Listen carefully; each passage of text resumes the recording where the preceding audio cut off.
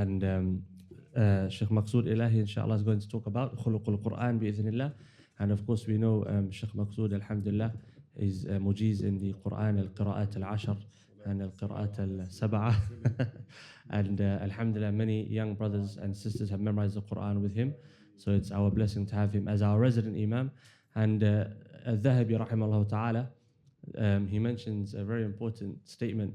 He says that Ahlul Sheikh yazhadu fih, that the family of the Sheikh, often you find, they don't give the Sheikh the kind of position that they deserve. So the wife of the Sheikh won't appreciate the Sheikh. And for us now, we're like Sheikh Sabir's wife. Probably a few minutes, inshallah, not even 5 minutes, I think, because the Sheikh Yasir here, and I know they were almost over the time.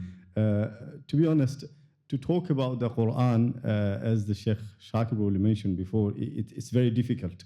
Why it is difficult? It's more difficult like us, who has very minimum to zero knowledge about the Quran.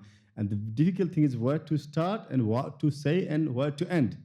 It's all difficult. But at one point, I just like to probably is I would say it's a reminder myself and those who are here. The topic is corrective. It's a big change in the wording. It's with characteristics in the Quran. The words, the khuluq, the mentioned in the Quran. The scholars sometimes list down what are the good mannerism, the mannerism mentioned in the Quran. Some listed as 75, some even more like this. So obviously it's not possible to eventually read out them. Just one. Very often, alhamdulillah, we read Quran. One scholar very nicely put it like this. We go to a restaurant, for instance, and you have a menu. You know, menu where all the food. And you read the menu, mashallah, nice. It's like chicken biryani or lamb kebab or this and that. And you keep reading. And then you close it and you come out. Mashallah, very nice. You know, if you know, how did you taste it? Ah, look at this. Shish kebab, nice reading. But you don't order, you don't eat. It's like, he put it like the Quran with us. MashaAllah, nice recitation.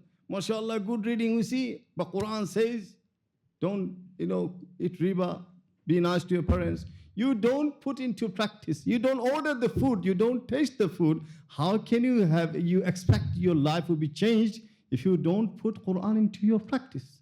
And this is one thing I would say, one ayah in the Quran. I shall finish up, inshallah. I should be less than 5 minutes, inshallah. In the Quran, Allah says, وَلَا تُبَذِّرْ تَبْذِيرًا إِنَّ الْمُبَذِّرِينَ كَانُوا إِخْوَانَ الشَّيَاطِينَ. In Surah Al-Isra. In Surah Al-A'raf, Allah subhanahu said, كُلُوا وَاشْرَبُوا وَلَا تُسْرِفُوا. In Surah Al-Furqan, when Allah mentioned the qualities of Ibadur Rahman, He says, وَالَّذِينَ إِذَا أَنفَقُوا لَمْ يُسْرِفُوا وَلَمْ يَقْتُرُوا وَكَانَ بَيْنَ ذَلِكَ قَوَامًا. Obviously, you see, this, if you translate this, is a problem with the English language. Is sometimes Arabic, one word can be one of my shuyukh said, one word he took out and he translated 80 words in English. It's 80 words, he just took one word. Allahu. So you see, tabdhir is waste, israf is waste. Now, in the Quran says that don't spend extravagantly or don't waste. Verily wasteful are the brothers of shaitan. Another one says, kulu washrabu, eat, drink, don't waste. Now, scholars, how they reconcile these two? Those who, the Mufassirun, some Mufassirun says, the wasteful are the brothers of shaitan. Those waste are transgressing the limit of Allah. When you spend money in haram, this is called mubadhirin. They are the mubadhirin. And those waste, you spend money in halal, but you go beyond limit. This is called israf. So first part, it's no way, it doesn't address to the Muslim, because you can't spend money on alcohol, you can't spend money on riba, you can't spend money on haram. So this is out of question. We talk about kulu washrabu wa la tusrifu. Now when we talk about this israf, I would like, just as I said, sometimes we are in a state that we don't have this comprehension that we do israf. For instance,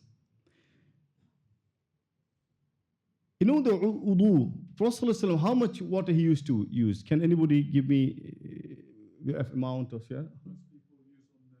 Now, how much water he used to use? I'm thinking the quantity. One mud, exactly. In terms here, it says one mud is equivalent to this amount is 1.25 liters bottle. Like this bottle, you can say 1.25 liters. And he used to use 5 to 6 mud for ghusl. That is, you can say 6 liters. And do you know what these statistics today they say? They say 5-minute shower, somebody uses 75 to 80 liters water.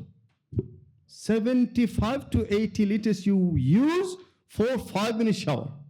Now, if it is 10 minutes, that's 160 liters. How many of us, go to in the shower and you forget, we have the entry time, but forget when they come out. Some brothers, they do, some of them even do everyday shower. Imagine how much water we just on water we alone waste. Likewise, the food waste. They say in 2023, the figure, they say 2.5 billion tons of foods been wasted. Where in this world still 828 million people are hungry. So, and they said the food wasted alone in 23 years, we could have fed them 2 billion people. I.e. people, those who are hungry, double than the people we could have fed and still there was surplus. This is how waste we're in now. Now, what is waste in terms of the halal thing, what we talk about? For instance, you need a car. To say, alhamdulillah, car, we buy the car, it's nothing wrong. But do I really need 100,000 pound car? No. I need a pair of trainer. Do I really need 300 pounds trainer? This is the question we have to ask ourselves. وَلَا تُسْرِفُوا. And if you look at this in terms of the food habit, what Prophet once saw Aisha radiallahu anha eating twice. And say, Ya Aisha, don't you find any other thing to pass time just eating? Imagine, he just saw her eating twice a day and said, the only pastime do you think there's just to eat? Where we are now.